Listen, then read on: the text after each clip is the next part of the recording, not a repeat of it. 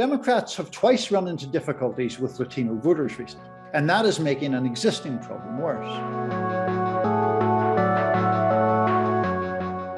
First Lady Jill Biden found herself the focus of controversy with Latino voters this month. The First Lady, speaking to a Latino advocacy group in San Antonio, paid tribute to the Hispanic community in a very clumsy way. Mrs. Biden said that the diversity of that community was as unique as breakfast tacos. She also made a mess of pronouncing bodegas. The reference to tacos was widely seen as crude stereotyping, and the First Lady apologized, with a spokesman saying that she was seeking only to convey love for the Latino community. This week saw another controversy, not as high profile, but in its way just as telling. A congressional race in South Texas became even more heated after a blogger who had received money from a Democratic congressman attacked a newly elected Latino Republican, Mayra Flores, in racist terms. The blogger referred more than 20 times to Flores as Miss Frioles. The blogger also accused Congresswoman Flores, the first Mexican-born congresswoman, of playing the race card.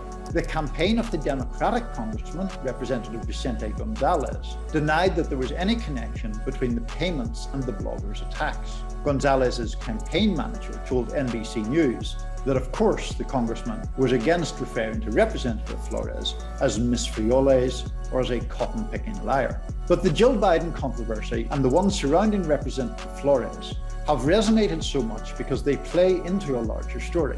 Turn the clock back 6 years and lots of pundits expected then candidate Donald Trump to do especially badly with Latino voters. After all, Trump had infamously launched his campaign with the accusation that Mexico was sending rapists across the border. One of his signature promises was build the wall. In the end, though, Trump did better with Latinos in both 2016 and in 2020 than the most recent previous Republican nominee, Mitt Romney, had done in 2012. Trump still lost the Latino vote overall by a significant margin, but he won roughly 1/3 of Latino voters.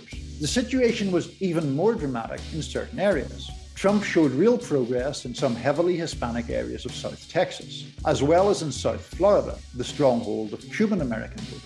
That trend has sparked plenty of Democratic concern. Up until recently, Democrats had thought that as the nation became more diverse, their party was certain to benefit.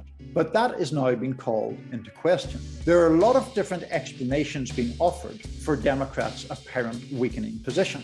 The identification of the left of the Democratic Party with socialism lands badly in communities that have lots of exiles from hardline regimes in Cuba, Venezuela, and Nicaragua. A leftward drift on social issues may also have alienated some in the Latino community from the Democratic Party. And there are some complaints, even from Latino Democratic activists, that the National Party has been too crude in its messaging and has failed to recognize the diversity within the Latino community. That reputation for crudeness has been exacerbated by these two most recent controversies. And that's bad news for a Democratic Party that doesn't have much room for error.